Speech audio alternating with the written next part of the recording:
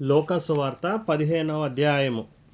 ఒకప్పుడు సమస్తమైన సుంకరులను పాపులను ఆయన బోధ వినుటకు ఆయన దగ్గరకు వచ్చుచుండగా పరిసయ్యులను శాస్త్రులను అది చూచి, ఇతడు పాపులను చేర్చుకుని వారితో కూడా భోజనము చేయుచున్నాడని చాలా సనుగుకొనిరి. అందుకైన వారితో ఈ ఉపమానము చెప్పెను.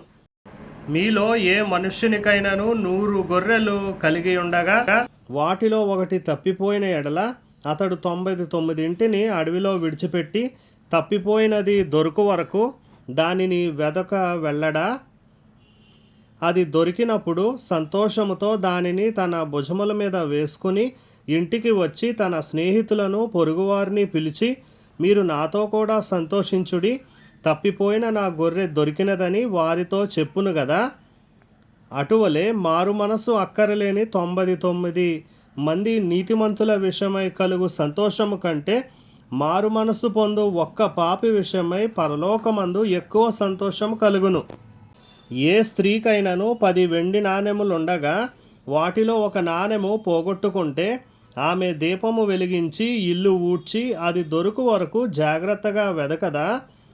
అది దొరికినప్పుడు తన చెలికెత్తెలను పొరుగువారిని పిలిచి, నాతో కూడా సంతోషించుడి, నేను పోగొట్టుకుని నా నాణెము దొరికినదని వారితో చెప్పును గదా. అటువలే మారు మనస్సు పొందు ఒక్క పాపి విషయమై దేవుని దూతల ఎదుట సంతోషము కలుగునని మీతో చెప్పుచున్నానెను. మరియు ఆయన ఇట్లనెను, ఒక మనుష్యునికి 2 కుమారులుండిరి. వారిలో చిన్నవాడు, తండ్రి, ఆస్తిలో నాకు వచ్చు భాగమిమ్మని తన తండ్రిని అడుగగా అతడు వారికి తన ఆస్తిని పంచిపెట్టెను.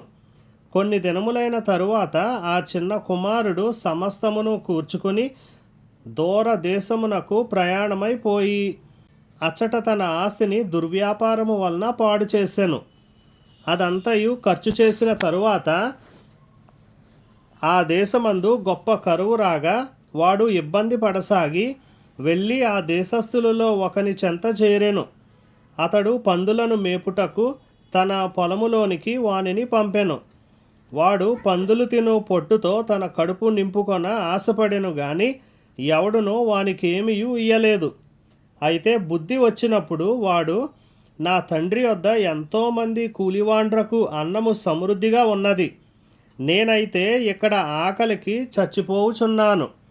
నేను లేచి నా తండ్రి వద్దకు వెళ్ళి, తండ్రి, నేను పరలోకమునకు విరోధముగాను నీ ఎదుటను పాపము చేసి తిని ఇక మీదట నీ కుమారుడనని అనిపించుకొనుటకు యోగ్యుడను కాను. నన్ను నీ కూలివారిలో ఒకనిగా పెట్టుకొనమని అతనితో చెప్పుదుననుకొని లేచి తండ్రి వద్దకు వచ్చెను. వాడింకా దూరముగా ఉన్నప్పుడు తండ్రి వానిని చూచి కనికరపడి పరుగెత్తి వాని మెడ మీద పడి ముద్దు పెట్టుకొనెను. అప్పుడు ఆ కుమారుడు అతనితో, తండ్రి, నేను పరలోకమునకు విరోధముగాను నీ ఎదుటను పాపము చేసి తిని ఇక మీదట నీ కుమారుడనని అనిపించుకొనుటకు యోగ్యుడను కాననెను. అయితే తండ్రి తన దాసులను చూచి, ప్రశస్త వస్త్రము త్వరగా తెచ్చి వీనికి కట్టి వీని చేతికి ఉంగరము పెట్టి పాదములకు చెప్పులు తొడిగించుడి, క్రొవ్విన పశువును తెచ్చి వధించుడి, మనము తిని సంతోషపడుదుము.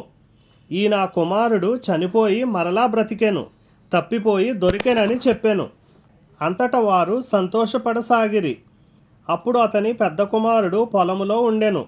వాడు పొలము నుండి వచ్చుచు ఇంటి దగ్గరకు రాగా వాద్యములను నాట్యమును జరుగుట విని దాసులలో ఒకని పిలిచి, ఇవి ఏమిటని అడుగగా ఆ దాసుడు అతనితో, నీ తమ్ముడు వచ్చి ఉన్నాడు, అతడు తన యొద్దకు సురక్షితముగా వచ్చినందున నీ తండ్రి క్రొవ్విన పశువును వధించెననెను.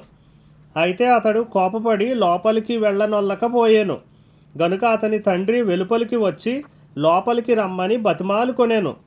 అందుకతడు తన తండ్రితో, ఇదిగో ఇన్ని ఏండ్ల నుండి నిన్ను సేవించుచున్నానే, నీ ఆజ్ఞను నేనెన్నడూనూ మీరలేదే, అయినను నా స్నేహితులతో సంతోషపడినట్లు నీవు నాకెన్నడూనూ ఒక మేకపిల్లనైనను ఇయ్యలేదు.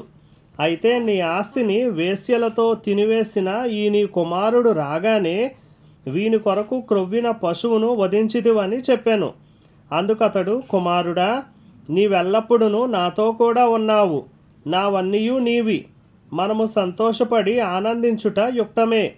ఈ నీ తమ్ముడు చనిపోయి తిరిగి బ్రతికెను, తప్పిపోయి దొరికెనని అతనితో చెప్పెను.